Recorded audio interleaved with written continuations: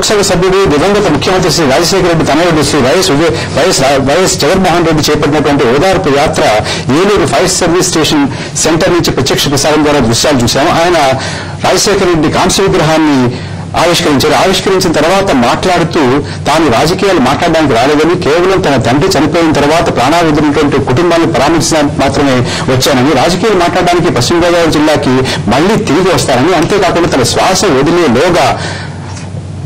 వదిలేలోగా ఒక స్వర్ణమయమైనటువంటి ఆంధ్రప్రదేశ్ కోసం కృషి చేస్తానని, అంతేకాకుండా వైఎస్ రాజశేఖర రెడ్డి యుగాన్ని తిరిగి తీసుకొస్తాను అనేటటువంటి మాటలు ఆయన చెప్పారు. ఆయన చెప్పిన దాంట్లో ఆయన చెప్పినటువంటి మాటలు, అక్కడ జరిగినటువంటి సంఘటన, అక్కడ ఉన్నటువంటి వచ్చినటువంటి స్వచ్ఛందంగా వచ్చినటువంటి జనం నుంచి వచ్చినటువంటి స్పందన, వీటన్నింటినీ చూసినటువంటి రామారావు గారు ఉన్నారు, అలాగే మన డాక్టర్ మల్లి రవి గారు ఆయన చెప్పినటువంటి మాట అంటే రాజకీయాలు మాట్లాడను అని అన్నారు. కానీ రాజకీయాల్లో సంబంధం ఉన్నటువంటి మాటలు కూడా మాట్లాడారు. నేను శ్వాస వదిలేలోగా నేను ఖచ్చితంగా ఒక స్వర్ణమైనటువంటి ఆంధ్రప్రదేశ్ నిర్మిస్తానని అన్నారు. వైఎస్ రాజశేఖర రెడ్డి యుగాన్ని తిరిగి తీసుకొస్తానన్నటువంటి మాట కూడా అన్నారు.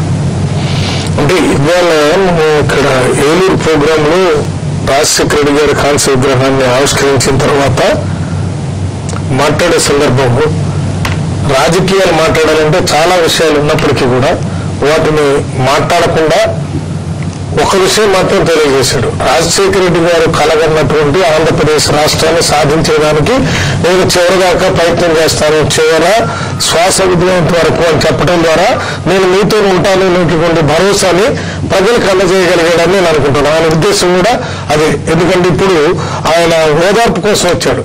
రాజశేఖర రెడ్డి గారు చనిపోయినప్పుడు అది భరించలేక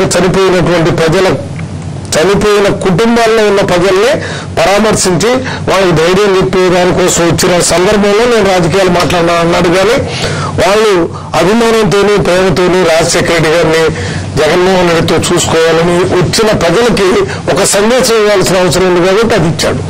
అయితే ఇవాళ అక్కడ ఉన్నటువంటి ప్రజల్ని ఆ వచ్చినటువంటి కదలికల్ని మనం ఇందాక నుంచి చూసాము. అది ఎవరో ఆర్గనైజ్ చేస్తే జరిగేటటువంటి కార్యక్రమం కాదు.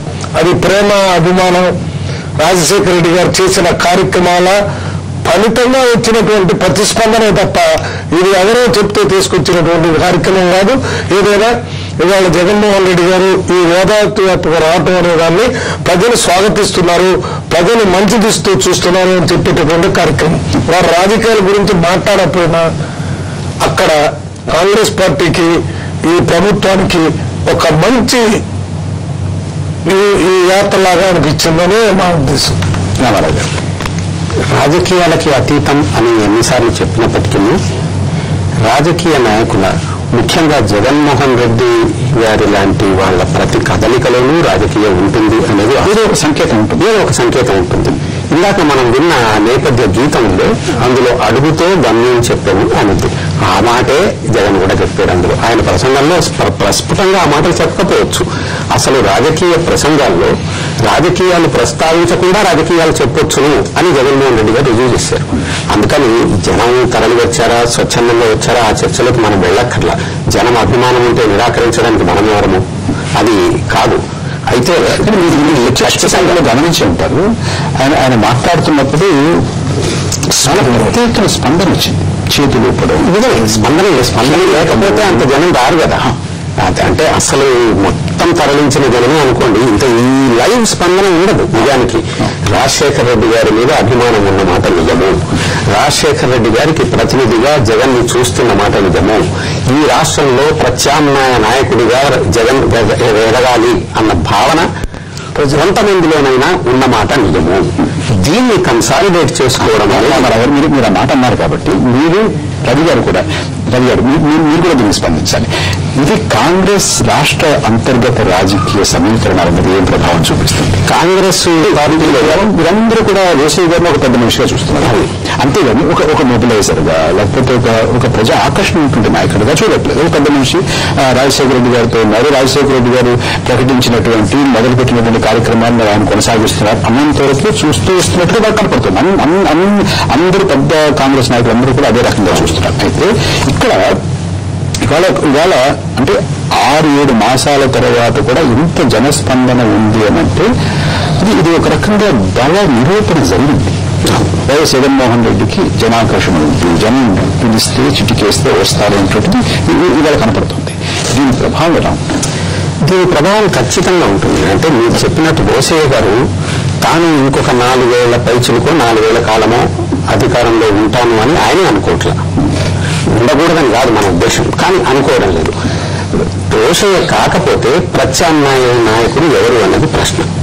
ఇప్పటిదాకా మనము గత 25 ఏళ్ళు 30 ఏళ్ల నుంచి కాంగ్రెస్ చరిత్రను కనుక చూస్తే, అంటే ఇందిరాగాంధీ హయాం నుంచి కాంగ్రెస్ చరిత్రను కనుక చూస్తే, జనామోదంతో ఎమ్మెల్యేల మద్దతుతో ముఖ్యమంత్రి అయిన మొట్టమొదటి వ్యక్తి రాజశేఖర రెడ్డి.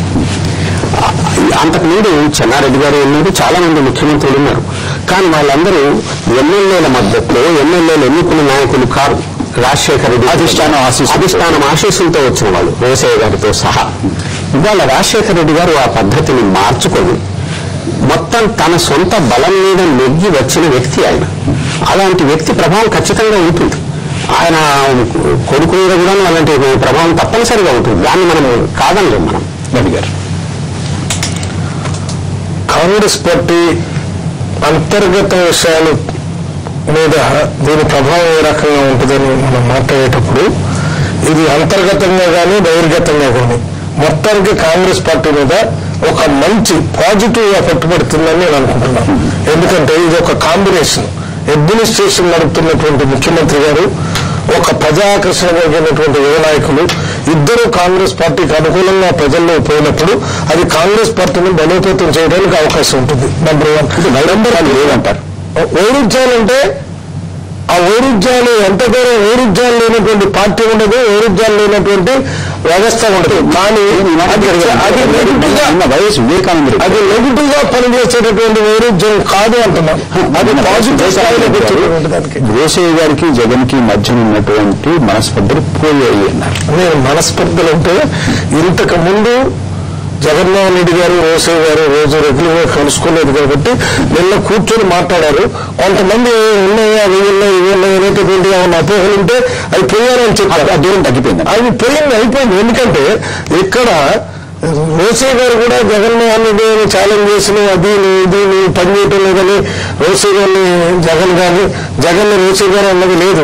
కానీ దీని తర్వాత జరిగినటువంటి పరిణామాలన్నింటినీ రాజశేఖర రెడ్డి గారు చనిపోయిన సందర్భంలో ప్రజల్లో వచ్చిన భావోద్వేగం, అప్పుడు ముఖ్యమంత్రిగా జగన్ గారు అనటం, తర్వాత హైకమాండ్ రోసయ్య గారిని ముఖ్యమంత్రి చేయటం, ఆ ముఖ్యమంత్రిగా రోసయ్య గారు ఒక పరిమితి చెందిన నాయకుడు, పెద్దవాడు కాబట్టి ఆయన నడపాలన్నప్పుడు అదంతా సెటిల్ అయిపోయింది. చివరిగా ముగించండి ఒక ప్రశ్న. ఇది అధిష్టానానికి, కాంగ్రెస్ అధిష్టానానికి, ఢిల్లీలో ఉన్నటువంటి అధిష్టానానికి ఏ రకమైనటువంటి సంకేతాన్ని పంపుతుంది? ఇది టేక్ నోట్ ఆఫ్ ఇట్. అంటే ముందుగానే అధిష్టానానికి రాజశేఖర రెడ్డి గారి కుమారుడిగా ఆంధ్రప్రదేశ్ లో జగన్మోహన్ రెడ్డికి జనాకర్షణ ఉంది అని తెలుసు. ఇవాళ మరొకసారి నిరూపించబడింది. అంటే జనాకర్షణ కలిగినటువంటి నాయకుడు మనకు ఆంధ్రప్రదేశ్ లో జగన్మోహన్ రెడ్డి. రాజశేఖర రెడ్డి గారు పోయిన వెంటనే ఏదన్నా వచ్చిందేమో ఈ మాట తర్వాత ఉంటుందా ఉండదా అనుకున్నటువంటి అనుమానం ఉన్నటువంటి వాటన్నిటికీ ఇది నివృత్తి. అట్లా నివృత్తి అంటే అసలు ఆ పరిస్థితి ఏమీ లేదు. ఎందుకంటే అటువంటి ఆలోచన కూడా హైకమాండ్ చేయటం లేదు. ఇవాళ రాజశేఖర రెడ్డి గారి కుమారుడిగా ఆయన్ని కూడా గుర్తించి ఆయనకి ఒక సమన్వయ కమిటీలో ఇవాళ మెంబర్ గా ఇచ్చారంటే ఆయన్ని గుర్తించినట్టే. అది సెంట్రల్ గవర్నమెంట్ అంటే హైకమాండ్ వేసినటువంటి కమిటీలో మొట్టమొదటిసారి ఎన్నికైనటువంటి ఎంపీని సమన్వయ కమిటీలో మెంబర్ గా వేశారంటే ఆయన సామర్థ్యాన్ని, ఆయన జనాకర్షణ శక్తిని గుర్తించారు. దానికి ఇవాళ గుర్తించిన దానికి నిదర్శన చూపించాడు. రవి గారు, మన చర్చను ముగించుకున్నారు. రవి గారు, రామారావు గారు మా స్టూడియోకి వచ్చి మీ విలువైన సమయాన్ని మాతో చర్చలో పాల్గొనడానికి కేటాయించినందుకు ధన్యవాదాలు. నమస్తే.